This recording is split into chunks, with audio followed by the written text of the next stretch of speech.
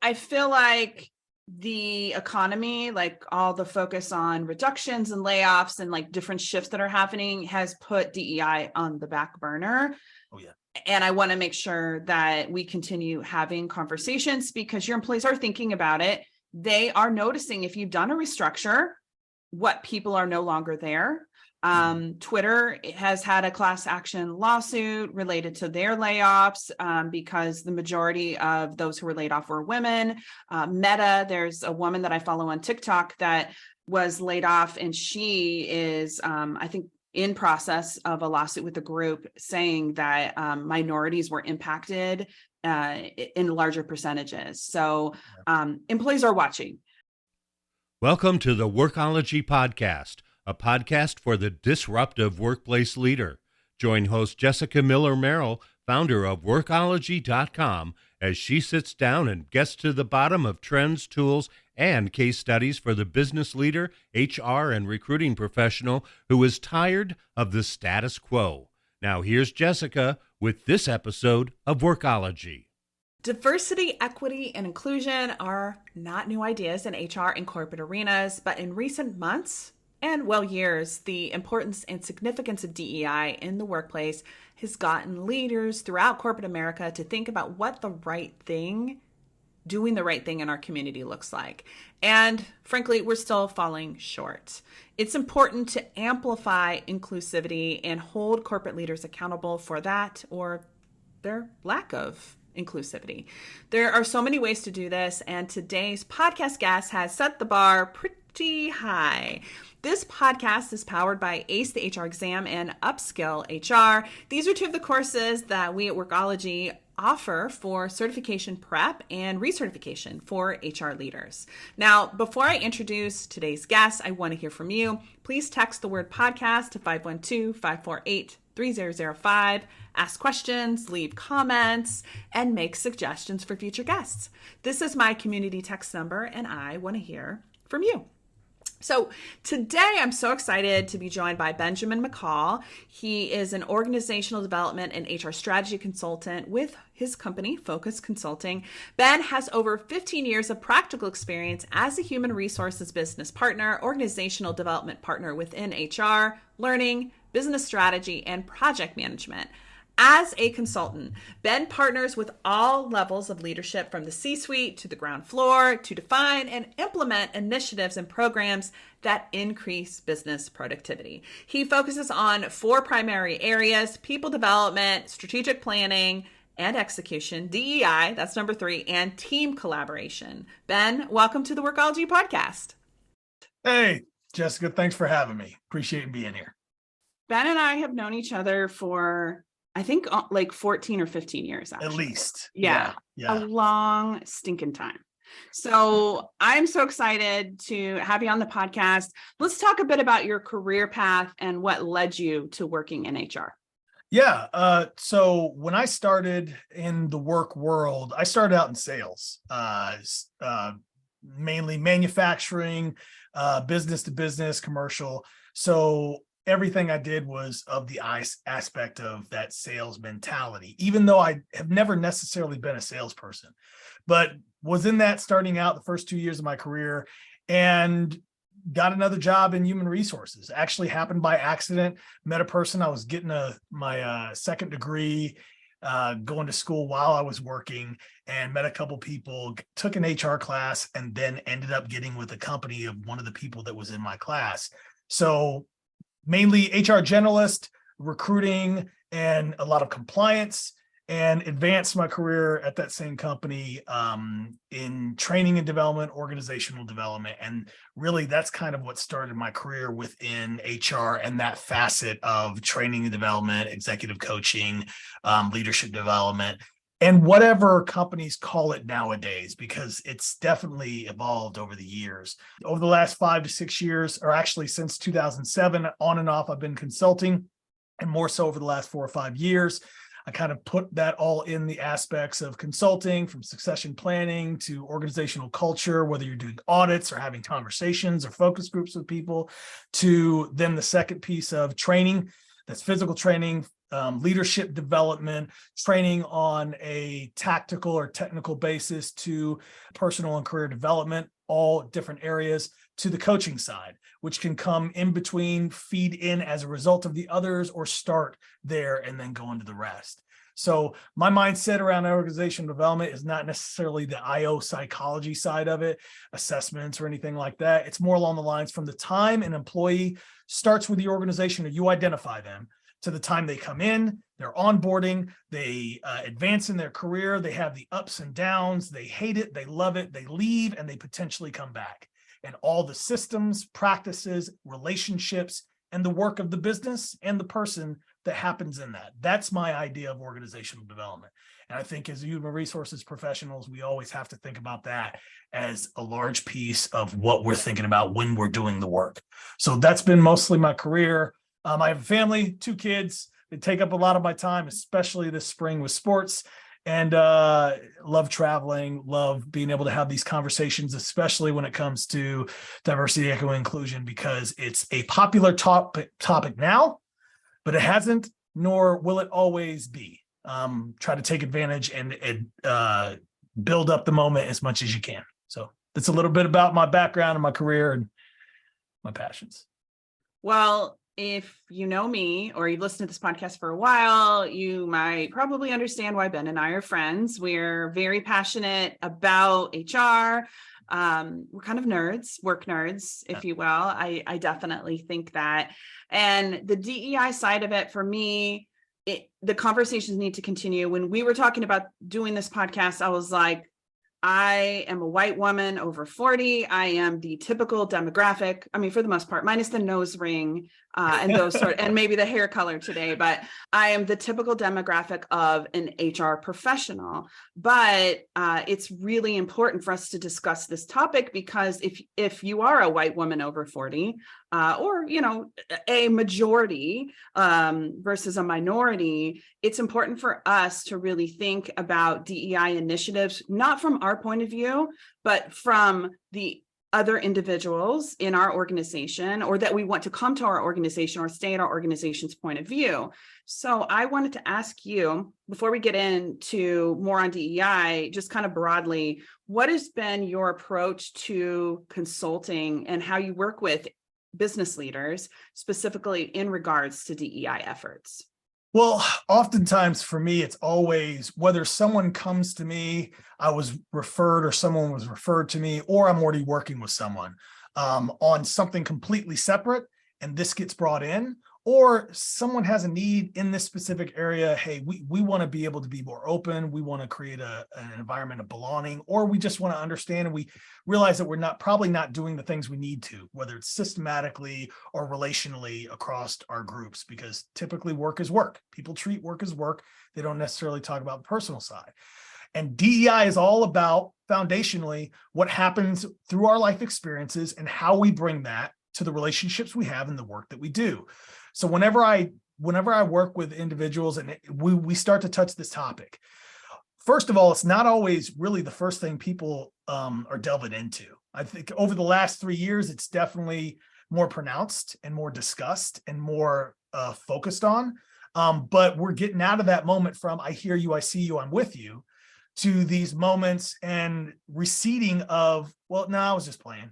It feels like people aren't putting the time into it. So part of it, I always start foundationally as human beings, when I'm working with individuals, when I'm working with companies, okay, what is the purpose for you wanting to do this? Because everything's with the end in mind.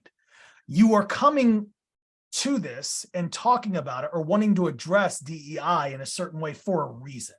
Whether it's drive to your people, whether it's drive because of a business initiative, because, hey, I realize we need to do better in this area, or you're being pushed to change, adjust, or do better in that area. So ultimately, I want to find out the reason first, end in mind. And then secondly, once I find that out, regardless of the reason you came to me, then we got to talk about, okay, well, you want to address these efforts. You want to do unconscious bias training. You want to start building relationships across. You want to build your recruiting platform or build your brand initiatives around recruiting more to be more inclusive and have an organization that looks like your community rather than just looks like you. What are you doing now? What are the things you're doing now? What are the systems you have in place? And what are the pitfalls, challenges, or opportunities that you see that will make things easier or tougher? Because ultimately, especially when it comes to this work around DEI, how easy it is in your organization is going to drive or allow you to do it better or to degrade from it, to pull back or to drive forward. So I want to know those challenges.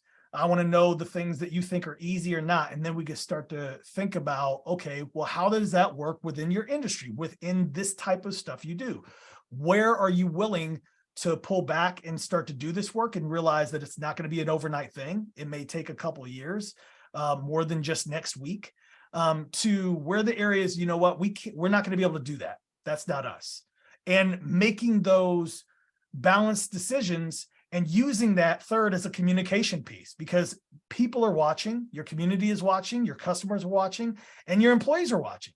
So if you just try to advertise that we are an anti-racist organization, or that we are all for LGBTQ employees, or, hey, we want to employ more people with disabilities, but you don't create an environment, put in systems, policies, practices before you start to advertise, everyone coming in, anyone being affected by that is going to see the real dog food. And they're going to see your marketing ploys versus what you're really living by. And I think that's what a lot of employers have trouble with, is because they want to advertise to get individuals to show that they're an inclusive organization, or to prove to the world we're better than people think we are, when in reality, they're not ready for the thing that they're advertising or marketing. So usually, in summary, I try to, hey, what is the end goal? Why are you coming to me, and what are the ease, challenges, and opportunities you have? And 3, what currently are you dealing with in regards to, hey, we're trying to push this in a certain way for a certain reason, and what's the reality of that? So I feel like the economy, like all the focus on reductions and layoffs and like different shifts that are happening, has put DEI on the back burner. Oh, yeah. And I want to make sure that we continue having conversations, because your employees are thinking about it. They are noticing, if you've done a restructure, what people are no longer there. Twitter has had a class action lawsuit related to their layoffs, because the majority of those who were laid off were women.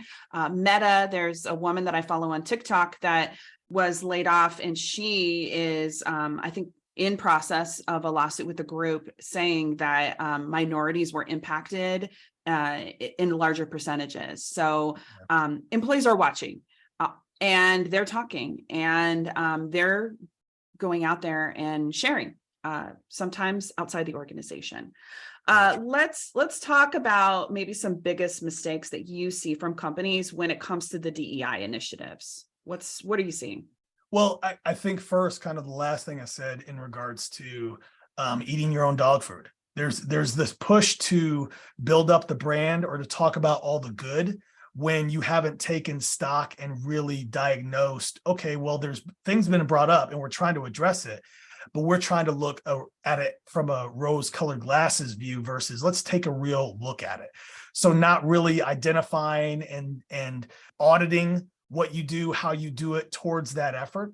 I think another thing, to your point of, and I've thought this for years in a number of different areas, the employers are always all about the employee in tough times when they need employees, and always about the business and the stuff we need to do when it's all things that affect the business. So I care, I'm here for you. I want to, we want a great benefits. We want a great environment. We are best places to work, until an economy hits and the conversations and the way those done, kind of like with Meta, with Twitter, these now you're being let go by emails. When the crap hits the fan, no one's thinking about how it's affecting, because I think of employees are not only your employees, they're friends, family members, cousins of your customers. And people remember how their friends, family members were treated. And if I'm a customer, that will influence my decision.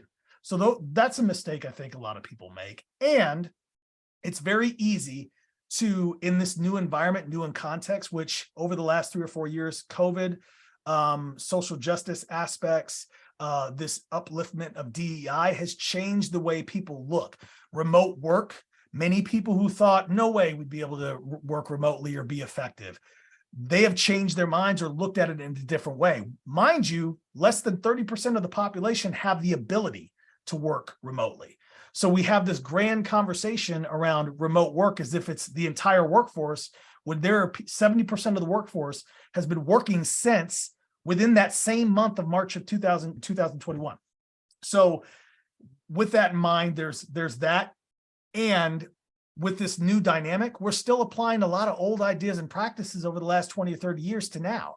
That's why you have right now this nobody wants to work, when there's so many other factors, immigration, population growth or lack thereof, the fact that the employees are in more powerful positions because at least up until recently, outside of the tech world, of being able to demand certain things because we didn't get to demand those things. So that all takes place in the life experiences of employees and the managers and the executives, and that fuses itself and plays out within the work world. If organizations don't take time to really take stock of what's happening, not only for their company, but what's happening in their industry, how it's impacted and what they do, then they often don't necessarily understand how, okay, this is a part of DEI, but thinking about what's the moment, the reason this came about, the main reason why we're talking about DEI now is because a Black man was murdered. And I don't think we can discount that fact, but also recognizing all the other things, disabilities, LGBTQ, race, gender, all of these things that play into DEI. But the reason why we're talking about it is because a Black man was murdered. And that's what brought it out into the forefront.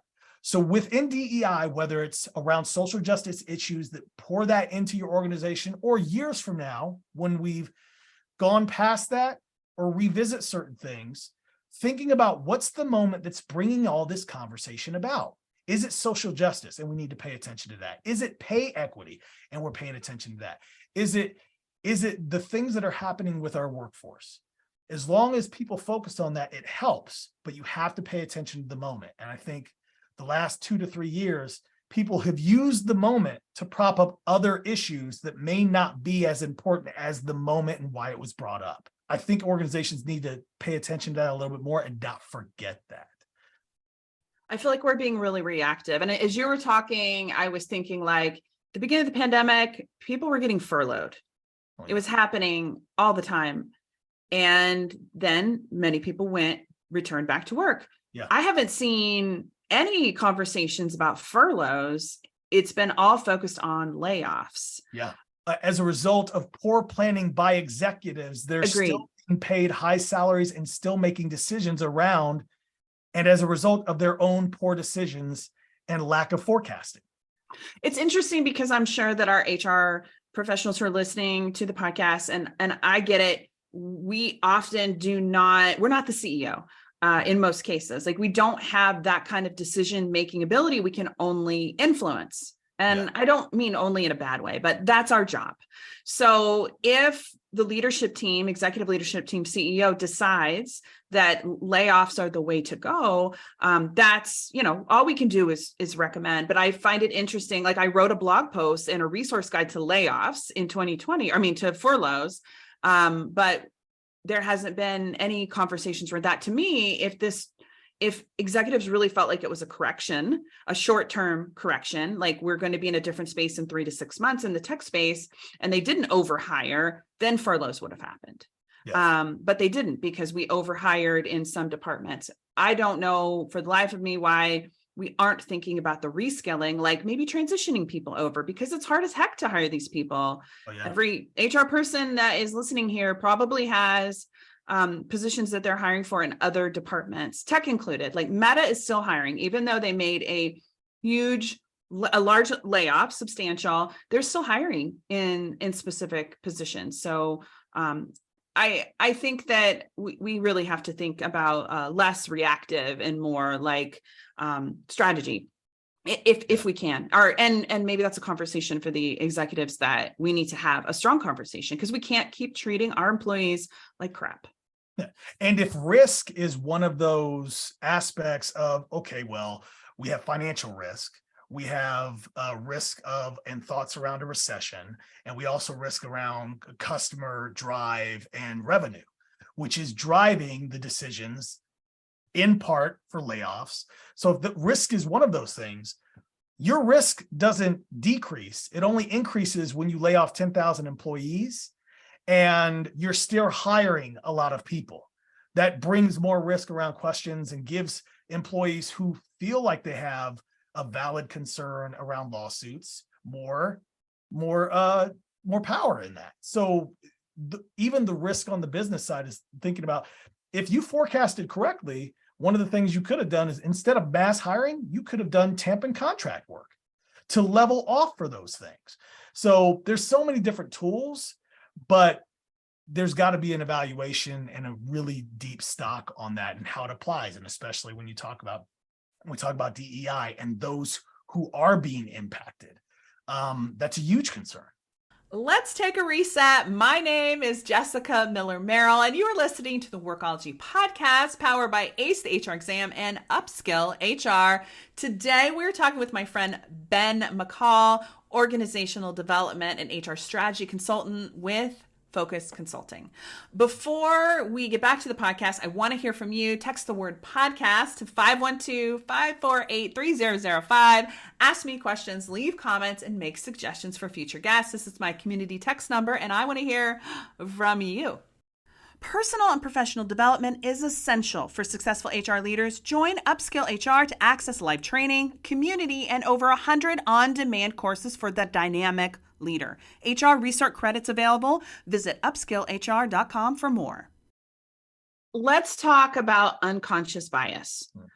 What is your experience? How do you help leaders identify areas of weakness in, not just recruiting and hiring, but any part of like the employment life cycle? Yeah. So with Focus Consulting, my consulting firm, primarily, we're definitely about relationships before tactics.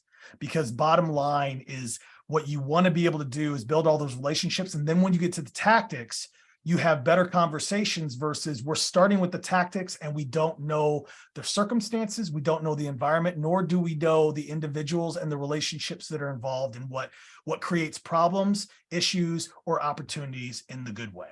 So on the unconscious bias thing, bottom line, foundationally, I think all of us have an unconscious bias, and it's tagged a lot with DEI, but separating that for a moment, unconscious bias is a part of our brain.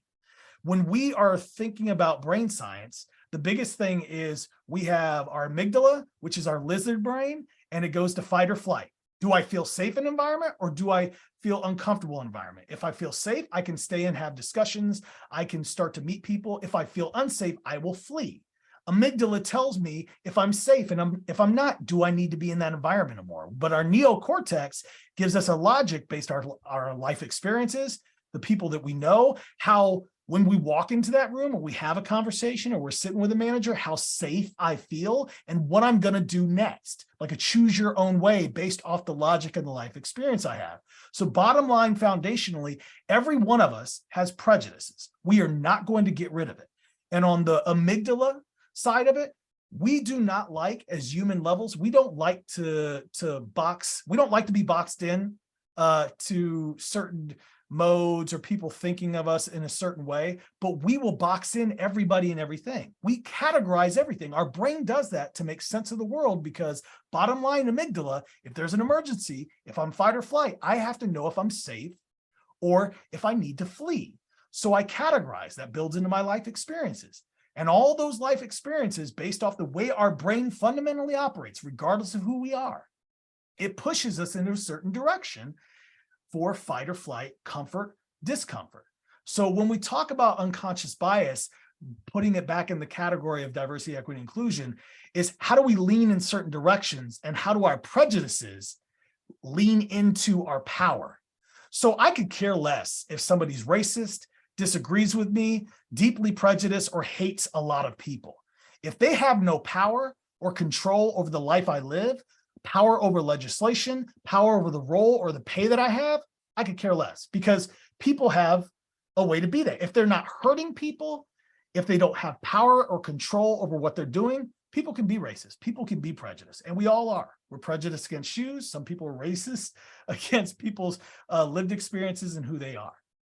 But when it comes to experiences, oftentimes the systems we live in, when you think about the way just in the US, and even if you think overseas, class systems, people are boxed into certain categories based off their families, based off their race, based off skin tone, based off color, cultures.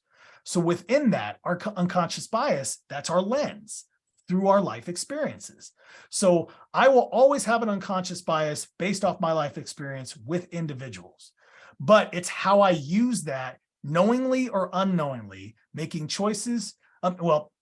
Unconscious becomes conscious, but I make a choice on how I move forward with my conscious biases. I can't necessarily control my unconscious until someone brings that up. So if we're having a conversation, Jessica, and you start to tell me, like, this is the way I like my hair, and I've been making comments around your hair negatively that impact you and land like rocks, but for me, I've been throwing them as feathers. I think of them as compliments, but to you, it feels like I'm hitting you. That's painful for you. So if you let me know, I have a decision to be like, oh, I wasn't aware of that. So in the workplace and dealing with leaders, it's about, okay, starting out relationships before tactics. I'm not going to tell you what you need to change or what behavior you need to adjust, because it feels like I'm telling you what to do, and not everybody likes to be told what to do. I want to get to know you, understand what your views are, what your perspectives are, and then why are you behaving that way? Because for us, any of us, just to judge a person, be like, that's hateful, that's racist, that's prejudice, or you shouldn't be doing that, that's wrong. I don't know why they unconsciously or knowingly think it's right to do. So I want to understand that first. So when I'm working with organizations, it's always starting with relationships, understanding the environment, what creates or impacts that, and why they do the tactics they do. And then working with, okay, why do we want to change this behavior? What is going to make this better? What's going to make it easier for you? So that's kind of the way I kind of look at it, work with it, and starting with, hey, how do we operate as just people versus what's our lived experiences, and how does that move into the changes we make, knowing we have to build a relationship in order for someone to build that new routine in, versus feeling like they're just being told that they need to change. And no one likes to just feel that way, like they're getting hit on in that way. No, yeah, no, I mean, your reaction is going to be just like anytime you get maybe feedback, it's not necessarily you're receiving it in a positive way. So yeah. I feel like the unconscious bias piece is really important for us to talk about, because we don't know what's happening. I might not know, but if you, there's some ways to help become more aware of the unconscious bias. I think working with like a coach that specializes in this area, or diversifying your friends group or the group of people that you hang with, and having a relationship where if something is shared or you make a statement, somebody would be like, what the F is this? Yeah. And I have had people say that to me, and I might use a word. For example, I mentioned that I wanted to host like a retreat, and I was really excited, and I wanted to do it in Jamaica at a plantation house. I didn't even think about what plantation houses mean. And a friend of me said, hey, no, this is not the right word. And then I was like, oh, crap. I didn't mean it in a bad way. Now, sometimes unconscious bias is meant like it becomes passive aggressive, right? Yeah. But in general, I like to think that most human beings are good people, and they don't have ill intentions. They just don't have the same lived experience as the person that they're engaging. And so unconsciously, they do something or say something or make a comment or an act that is treating them in a different way, right? Any thoughts on that?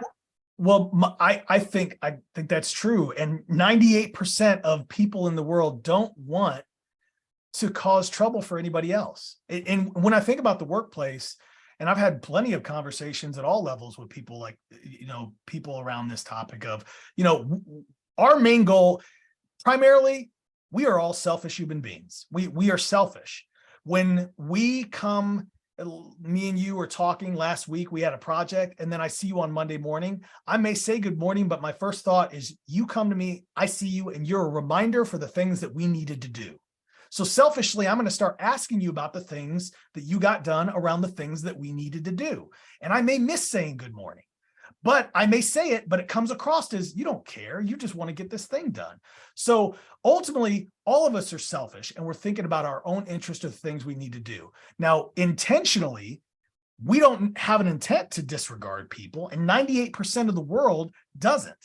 But also, in order to get the 2%, or people don't realize, part of it is understanding, how am I going to make my day easier? Because we all want to make our days easier. So my behavior, my biases, the way I talk, the way I interact, the way I manage, how I communicate or lack thereof in a workplace is going to make my day easier or harder. I'm contributing to the toughness of my day or the toughness of others' days. So whenever I deal with the 2%, or the people that care so much and are so selfish around their own things, usually I say, okay, I understand you don't want to change, or people are giving you a hard time, but let me ask you this. What is your value to drive your day? What is going to make your day easier? Some have told me, like, I just want to be left alone. Others will be like, hey, if these people could get this stuff done. Okay, so what can you do to help those people get this stuff done? Or what can you do to be left alone, but it may be outside of your comfort zone? It's kind of like assessments. When someone, especially if I'm doing assessment-based coaching, if I talk through, there's been plenty of people that don't like the results of an assessment. They don't think it truly represents who they are, or how they work, or how their relationships are. And I was like, okay, that's understandable. And that could be valid for you. So let me ask this. Is there anything in this assessment that you or the people closest to you would say, you know what, there's probably a little bit of truth to that? And if they say, well, yeah, or yes, yeah, there's probably a few things. Okay, let's start there. I know you don't like this thing. I know you don't like the way you're being instructed. I know you don't like the direction of what people are trying to guide you to do. But is there any truth to help your behavior change where this could be important to you? And usually that helps people adjust. So if we know that all of us are selfish, and we know that we're going towards our own intentions and we're driving towards that, how do we have conversations with people who are like this and others to understand and build that empathy, but also see, hey, how can I make your day easier? And at the same time, create a better environment for everybody. And when we're talking about diversity, equity, inclusion, foundationally, that's belonging. Can I bring my whole self to this environment, to these people, to this meeting? Or do I need to scale back for the benefit of everyone in this room? I ask a question in introductions when I'm doing facilitation, and people will ask, I'll ask, hey, what's your name? What do you love about your job? And the third thing I'll ask for them to think about when they're doing introduction is something interesting about yourself that you wouldn't mind sharing and others would not mind hearing. Because there's things that we think are great, but others are like, whoa, don't share that. And that question forces them to think something that's interesting about myself that I wouldn't mind sharing, but others would not mind hearing. So I'm not telling them not to say something. I'm asking them to think about what they say, but still share something interesting about themselves. So we still need to bring our whole selves to work, but how is it impacting and landing as a rock or a feather to others? How is it bringing pain, discomfort, or comfort and ease? And that's what usually the foundational when we're having those reactions, discussions, diversity work is starting there. And then we can start talking about the hard subjects. Speaking of belonging, because I feel like that piece is so important, bringing your whole self to work. So key. I want to ask you about code switching, because I think that this is still a new concept for a lot of people. But let's talk about code switching, and how do you see this playing out in maybe different social and professional contexts? Well, for those who may or may not know about code switching, at a very simple basis, it's from how you switch your style, your personality, your communication for the environment that you're in, and often at a cost to you. At a base, we all code switch. And I'll say, if you think about language, we're all lingual. We all speak our language, and we're all in some ways bilingual. So if I'm with my family, I may talk and interact and have relationships in a certain way versus at work. I may show the same or a little bit different, or the requirement of my work requires me to act in a certain way. So I'm at least at a minimal, I'm bilingual. Not as many people are multilingual or monolingual, where they speak multiple languages with many different people. And it's not just language, it's more the languages of behavior and discussion. So when you think about code switching, how often do you feel pressure, comfort to change the way you interact? You know, when you think about Facebook and during COVID, and the individuals that were being recorded and going off on each other, they were definitely not thinking about others and the impact of others. They're coming from a selfish perspective, and they live in a world or lived in a world where they felt like this is comfortable. There's nothing wrong with the way I'm interacting. Whereas anyone, if you think underrepresented in their work, underrepresented by society, anyone who's a minority, they will know what code switching is, because we don't live in a world of hundreds of years that was built, created, reinforced systems that support us. We don't live in that world. We live in your world. We live in another world, and we have resilience. We have calluses. We have scars from living in that world. So I often use the idea of when it comes to code switching or living in the world and understanding is, let's say you have a play down the street and everyone goes to see this play every single week. It's your favorite play. You're sitting in the audience, you're watching the play. And all of a sudden, the curtain for the first time, this 1 week you're going, draws back, and you're able to see all the players, all the actors, all the people doing all the work behind. You're like, oh, I never knew that happened before. Picture people who are underrepresented. They're at times they're putting on an act. At times they're showing a different face that translates well to you in certain environments, so you'll feel comfortable or they won't feel uncomfortable. Whereas you like, I never knew this. And I think the aspect of video and social media, more people are starting to realize some of those things. So it's about speaking in different languages in your behavior, in the comfort of your interactions and that, but there's also, how does that weight apply to certain people? So when I come to an environment, am I automatically talked about in a certain way because of the way I look? I've worked in construction in my past, in manufacturing, and in leadership, oftentimes there's no one that looks like me. There's older white men. And to say that's the environment that I've worked in, and I've had to make choices. I understand that this environment is not going to be as easy for me as it is for them. But in order to change moments, change lives, and also to change the work that you do, oftentimes you got to show up in places that you're not always wanting to or willing to show up, and to show a different representation of someone. So those are some things I think about, but I also think about, as you build that resilience and that comfort, in the beginning, it feels like stress and you feel like you're not being yourself. And some people will say, I'm not bringing my whole self to work. Whereas I've been in training and development, organization development, leadership development, where in HR, anyone who's in HR knows that you have to show different faces to different people. Some of it's forced, and others of it, it's like, hey, you're just used to that. You're used to that style. For me, it's translating well to different individuals that I'm working with.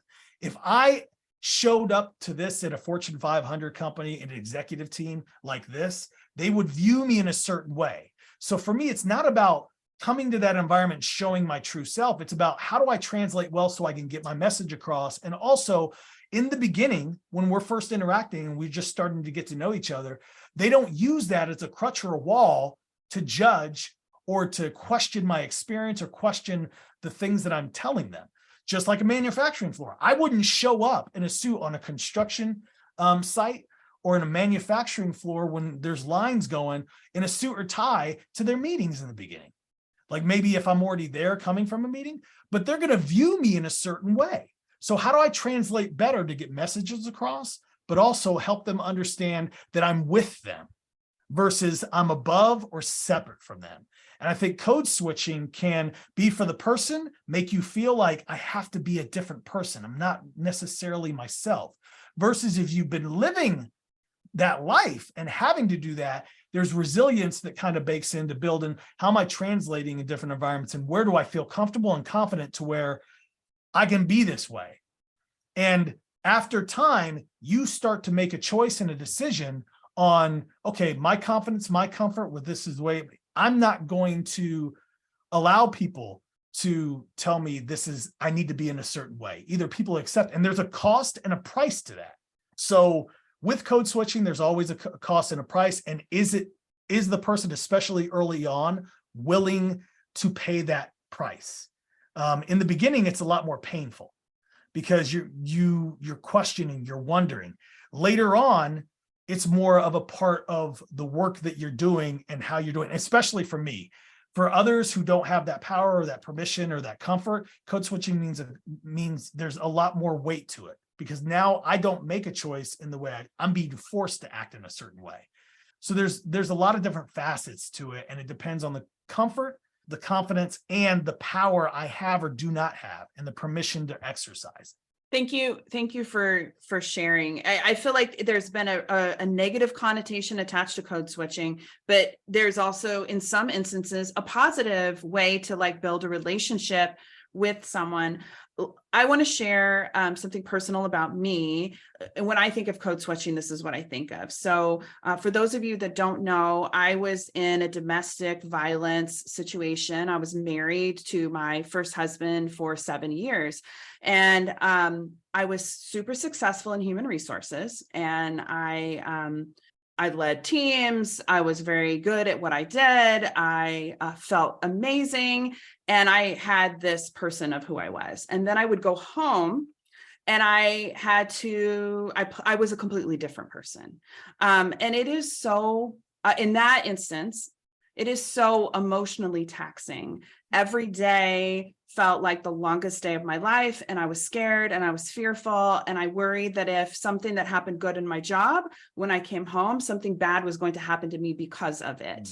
And it was, and just for context, like, because I was actually talking to my daughter about this the other day because I want her to understand, and I want to be open. I think it's important for her to be able to ask questions and have conversations, but it was physical. It was also mental, and it was relentless. And I didn't even know I was in it or how I could get out. So sometimes I feel like if I'm thinking about code switching for people who are maybe not in a psychological safe place or situation, it is not healthy. I'm not necessarily comparing my situation to exactly what underrepresented minorities feel like, but when I think about my life, I felt like I was two different people and I was living two separate lives in order to be able to survive in the world that I had created for myself. So I wanted to ask you, when we think about code switching, what does this mean for underrepresented employees in the workplace specifically?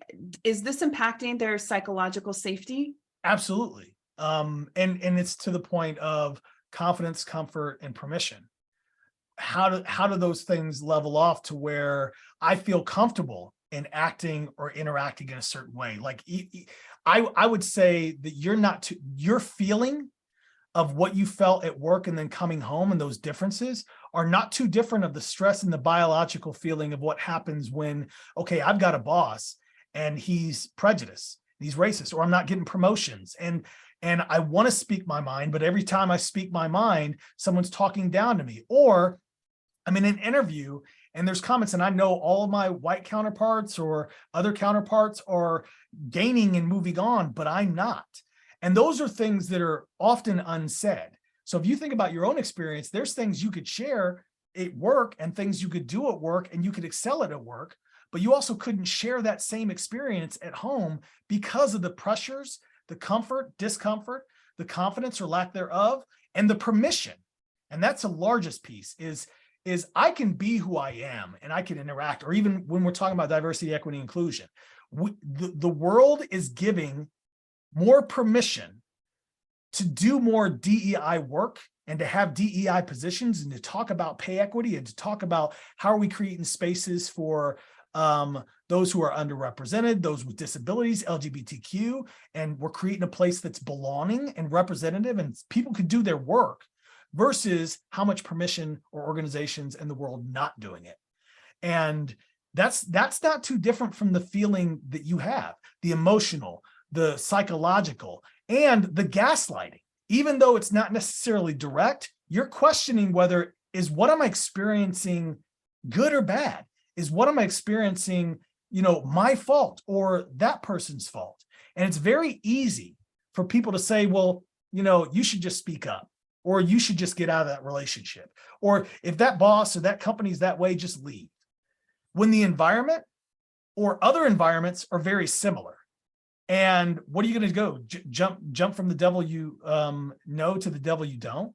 And at the same time, it's very easy for people who are in executive level positions or have always rode that line and been in that area to say all these things to other people. It's that simple. It's kind of like rich and celebrities saying, well, I love my life. Well, you have a lot of comfort and privilege to prop that up. And you don't have a lot of people pushing you down and pressing you. So it's about the moments and the scenarios and how much equity, how much access people have to certain things versus others that don't.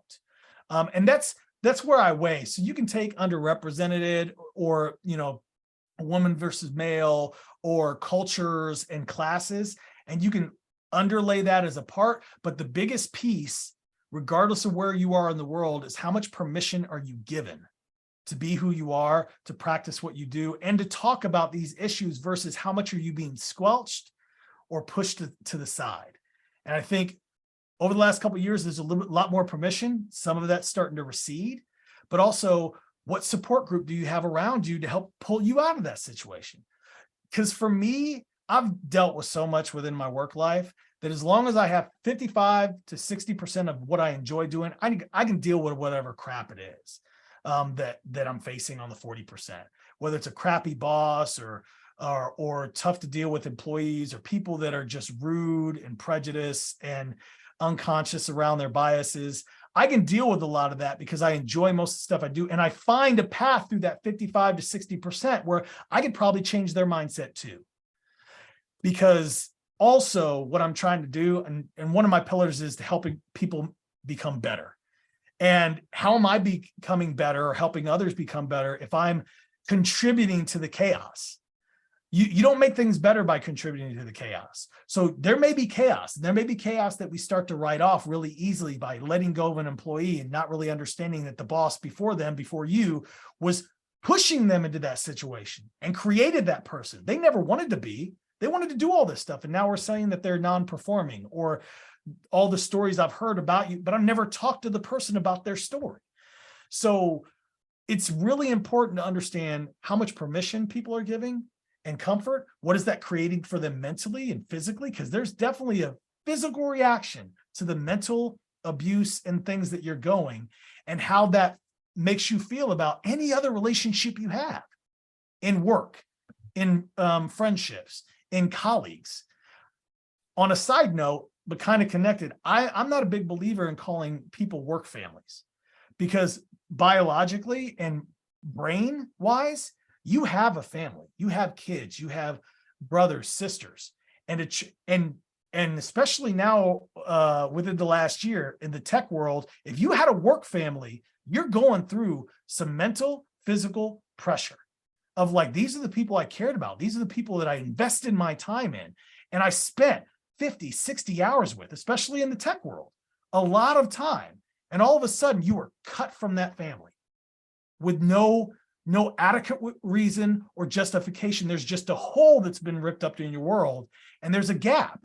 And because they didn't fill it, whether it's by reason of telling you, hey, it's not personal, here are the reasons why we had to, it's without that filling of information from the employer, you have a gap that you are now trying to fill and justify, and filling with, was it me?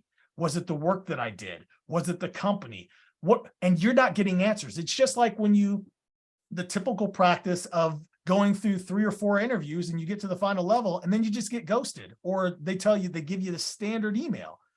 They have not given you any feedback to tell you, what can I adjust or change that's like this? It's just like, oh no, we just decided to go with another person. There's no answer there. So it's really a lot of the same feelings. It's just a question of how much permission and also how much pressure and power do people have when they're denying those rights or those abilities for a person to be who they are, or to flow easily between life and work versus you are making constant adjustments.